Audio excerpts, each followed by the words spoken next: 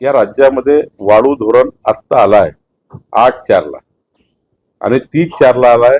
घरकुलांना, स्थानिक लोकांना आणि स्थानिक बांधकामाला वाळू कशी द्यायची, दोन महत्वाचे निर्णय शासनाने घेतले. तिसरा एम-सॅन धोरण आणलाय. या धोरणामुळे तुम्हाला काही दिवसामध्ये खूप फरक झालेला दिसेल.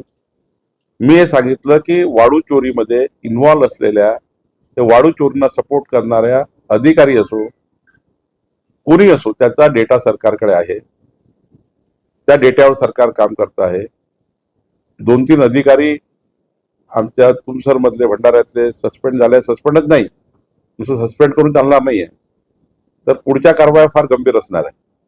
त्यामुळं वाळूवर आम्ही टॉप प्रायोरिटी काम करतोय. सर्वसाधारण माणसाला वाळू ही कमी पैशात मिळाली पाहिजे.